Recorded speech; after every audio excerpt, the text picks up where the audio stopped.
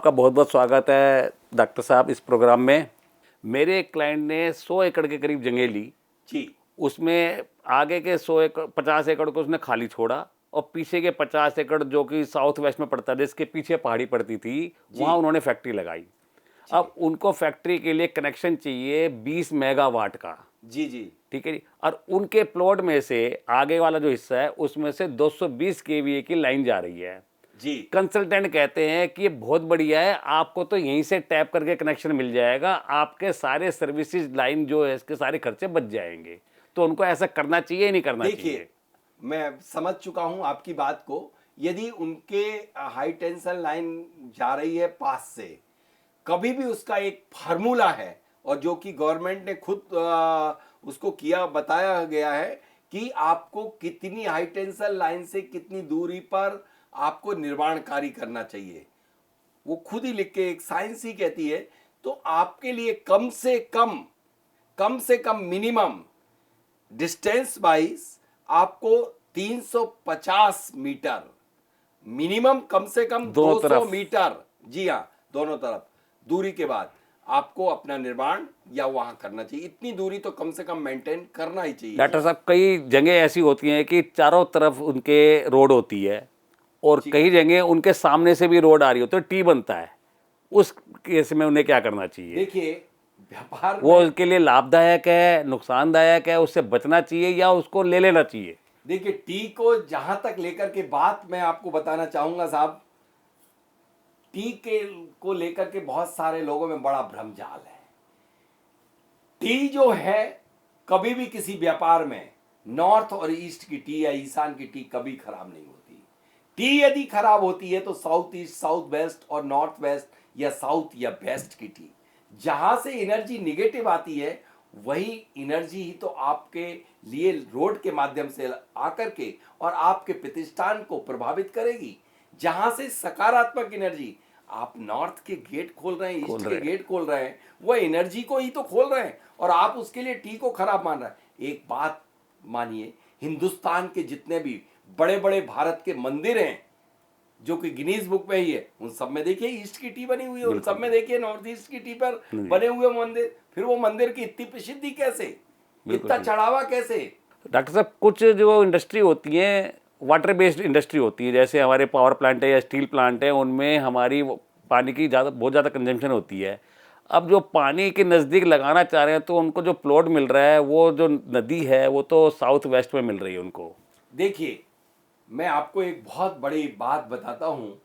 जो इंडस्ट्री जैसे उनके अपनी नदी उस प्रोजेक्ट के साउथ वेस्ट में है, जितने भी पावर प्लांट हैं मैंने उनका भी विजिट किया हुआ है। मैक्सिमम पावर प्लांट देखे गए, पाए गए कि वो पावर प्लांट की नदियां नॉर्थ ईस्ट ईस्ट में पाई गई थी। कुछ एक दो प्लांट में यदि वह नदियां जो हैं साउथ में थी वह बहुत दिक्कत दे रही थी। लेकिन यदि आपके साउथ वेस्ट में नदी है और उसका फ्लोइंग टूवर्ड्स नॉर्थ ईस्ट है, यदि वो फ्लो कर रही है तो वो आपको कष्टदायी नहीं होगी, क्योंकि उसको गंतव्य तक पहुंचने के रास्ते जो हैं वो सही है। वो सही है तो वहाँ लगाया जा सकता है, वहाँ कोई दिक्कत नहीं है। बिल्कुल लगाया जा सकता है और आपको ऐसे अनेक इस देश में एग्जाम्पल हैं। मैं सिर्फ अपने केस स्टडी के आधार पर ही बात करता हूं। इतना ही नहीं, मैंने वो प्रोजेक्ट जो बंद पड़े हुए थे, जैसे मैं आपको एक छोटा सा एग्जाम्पल देना चाहता हूं एनर्जी इन सारी चीजों को लेकर के, कि universal cable Satna MP Birla group का एक अपने आप में एक बहुत बड़ा नाम है और उनने यूसीएल टावर करके एक जापान से कोलोबरेशन करके एक बहुत हैवी इन्वेस्टमेंट कई 5,000 करोड़ का करके एक स्पेशल केबल डिजाइन की और डाली और 7 साल तक वह बिल्कुल नहीं चली और तमाम देश के वास्तुविद आकर के काम किए।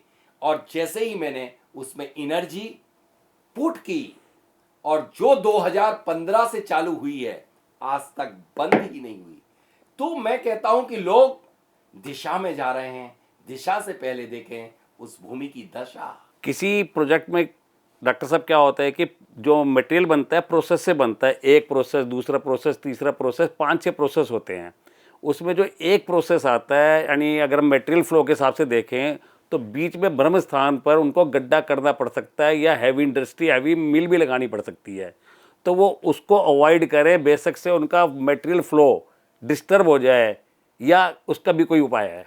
देखिए, मैं समझ चुका हूं कि आप जानना चाह रहे हैं कि उसकी क्रमबद्धता आपकी पूरी फैक्ट्री बिल्कुल की जी। क्या होना चाहिए। कभी भी यदि आपकी इंडस्ट्री है तो उस इंडस्ट्री में एक पहला बिंदु जो है, फर्स्ट पॉइंट, कि क्लॉकवाइज डायरेक्शन में मूवमेंट हो तो वो बहुत बढ़िया होता है। यदि बीच में कहीं ब्रेक होकर के और आपको गड्ढा खोदना पड़ रहा है और गड्ढा वो गलत जगह पे जा रहा है, तो आप उस भूमि को दो भागों में डिवाइड कर दीजिए, लेकिन जियोपैथिकली करिए। Geopathically I mean to say that कि अंडरग्राउंडली उसकी एक प्लिंथ बीम उठा करके उस प्लाट को दो भागों में डिवाइड कर दें। ऐसे अनेक जगह किए गए और बहुत अच्छे रिजल्ट यानी मिले। उसका ब्रह्म अभी स्थान ही एक चेंज कर दें हम? सूरत में एक प्रिंटिंग है ना, साड़ियों में जो प्रिंट किए जाते हैं, कपड़ों में जो प्रिंट किए जाते हैं, उनके यहाँ पर ऐसी ही दिक्कत थी कि जो आपने बताई कि बीच में आकर के वो गड्ढा पड़ रहा था। जब देखो अच्छी गति चलती थी और फिर बस बीच में डाउन, और फिर आकर के अभी तो और ऐसी स्थिति हुई, बंद हो गई।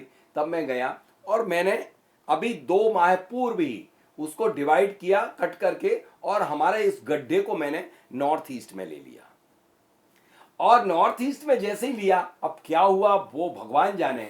बट ये हुआ कि उन्हें ऐसे ऑर्डर मिले कि वो माल वो नहीं बना पा रहा है, जॉब वर्क करवा रहा है। तो निश्चित रूप से इसका बहुत बड़ा इफेक्ट होता है साहब। पंच तत्व से सृष्टि बनी, पंच तत्व से आपकी बॉडी बनी। नाक से सांस लेने के लिए नासिका छिद्र ही उपयुक्त है। आंख और कान काम नहीं आएंगे। चलने के लिए पैर ही काम आएंगे। यदि पैर कट जाएंगे तो हाथों से चल तो लेंगे, लेकिन हमारी गति स्लो होगी। ठीक इसी तरह से शरीर जैसे अंग प्रत्यंग है, भूमि के भी अंग प्रत्यंग है।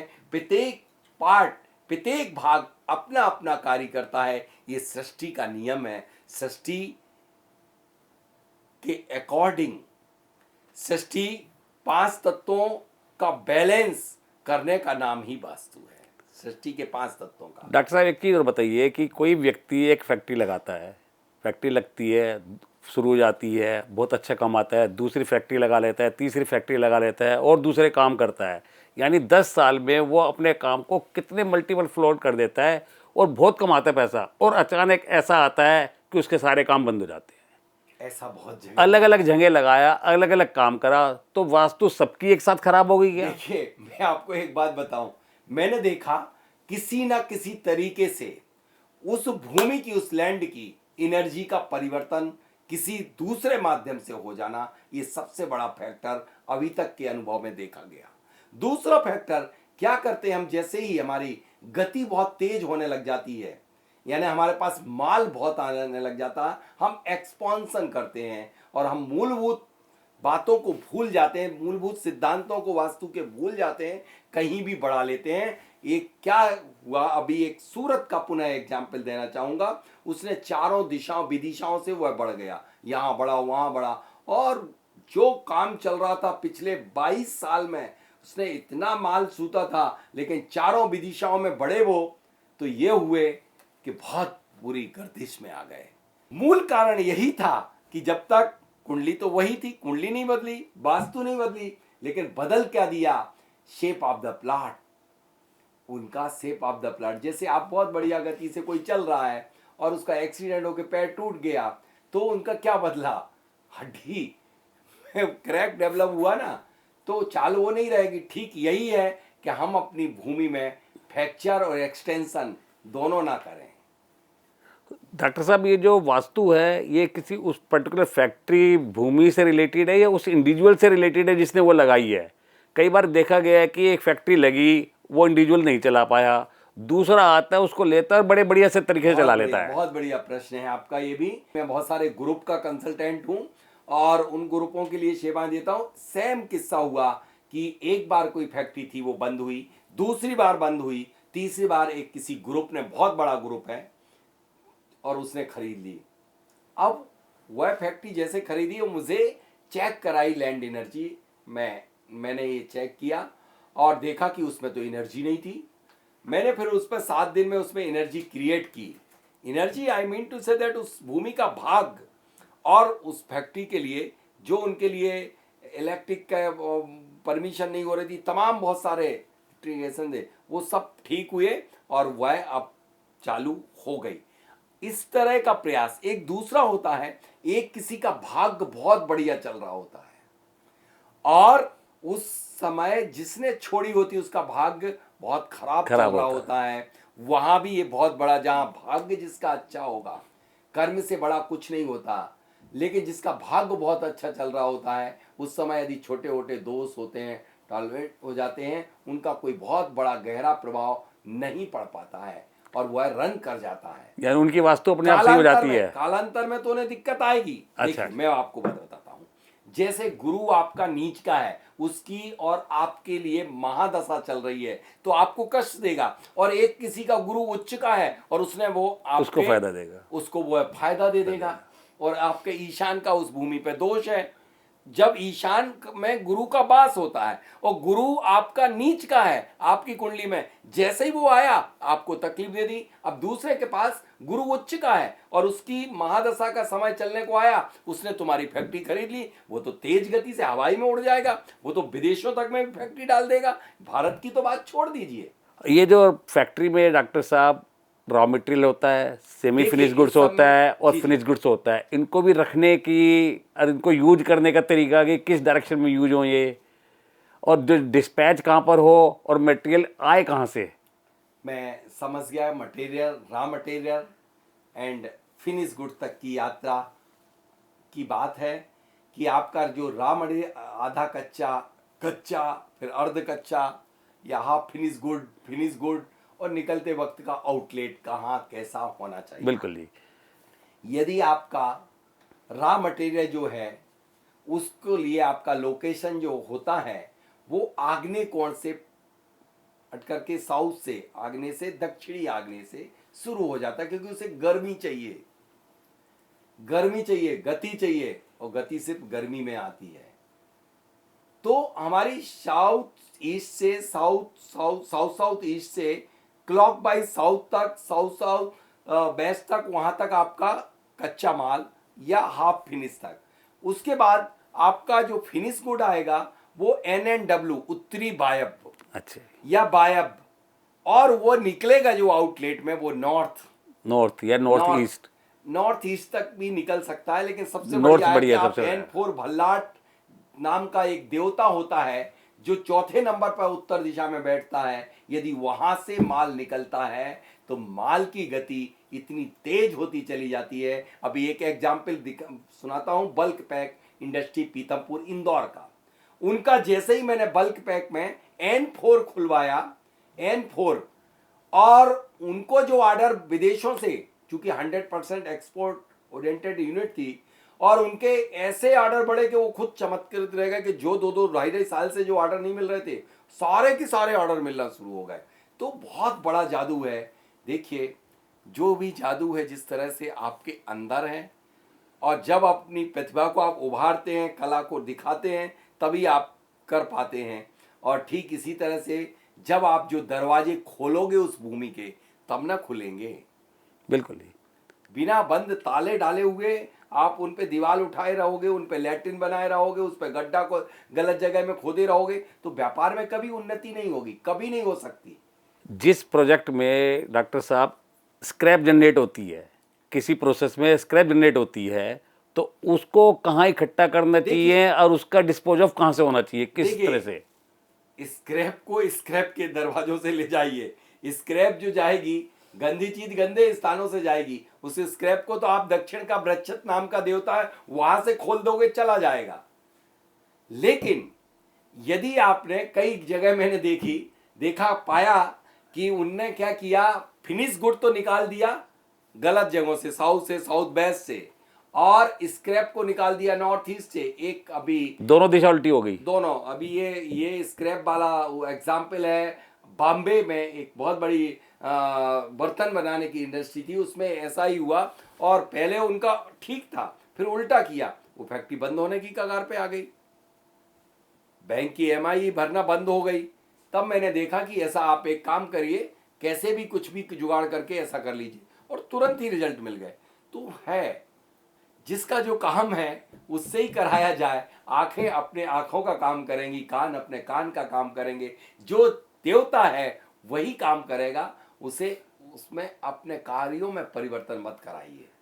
यानी डॉक्टर साहब, कोई भी प्रोजेक्ट फैक्ट्री लगाने का मतलब लैंड सिलेक्शन, लोकेशन सिलेक्शन से लेकर के फिनिश गुड डिस्पैच तक सब में हमें वास्तु का ध्यान रखना चाहिए। ये वास्तु नहीं, ये प्रकृति के अनुसार व्यवस्थाएं हैं। जैसे सूर्य दिन में सनराइज होता है, उसका अपना नियत समय है। अब हम रात्रि में कल्पना करें तो गलत है ना, चंद्रमा ही आएगा ना, सूर्य कहाँ से आ जाएगा। ठीक इसी तरह से हमें जो एनर्जी जहाँ से प्रोड्यूस होती है वहीं से हम रिसीव करें, गलत जगह से कैसे। बहुत बहुत धन्यवाद डॉक्टर साहब आपका, और उम्मीद है कि आप सबको ज़रूर ये छोटे छोटे टिप्स मिले होंगे जिससे आप अपने फैक्ट्री को, प्रोजेक्ट को अच्छा बड़ा पूरा कर सकते हैं। बहुत बहुत धन्यवाद डॉक्टर साहब आपका, जरूर आपके लिए लाभदायक होगी आज की बातचीत। धन्यवाद। बनाइए वास्तु के क्षेत्र में अपना भविष्य, सीखिए व्यावसायिक वास्तु, बने सफल वास्तुविद। सिर्फ और सिर्फ 8 दिनों में बने जीरो से हीरो। देश विदेश में ख्याति प्राप्त एवं अपनी डाउंसिंग कला के द्वारा वास्तु के क्षेत्र में तहलका मचाने वाले, Guinness book of world records, Asia book, India book of records में अपना नाम दर्ज कराने वाले सुप्रसिद्ध भूवैज्ञानिक, वास्तुविद, स्वर विज्ञानी, अंक एवं ज्योतिष ज्ञानी डॉक्टर राजेंद्र जैन द्वारा इंदौर मध्य प्रदेश में किया जा रहा है जियो वास्तु ट्रेनिंग का विशाल आयोजन। जीरो से हीरो बनने की इस प्रक्रिया में आप वैदिक वास्तु, समरांगण एवं विश्वकर्मा वास्तु, अंक ज्योतिष, वास्तु ओरिएंटेशन वास्तु, इंटीरियर वास्तु एवं स्वर वास्तु जैसे अन्य सभी विषयों में दक्ष होकर प्राप्त करेंगे वास्तुविद डिग्री। दिनांक 19 से 26 जुलाई 2021 इंदौर से ऑफलाइन प्रैक्टिकल वास्तु ट्रेनिंग का आयोजन आश्रम पद्धति द्वारा। संपर्क करें 7999590926, 7999573094।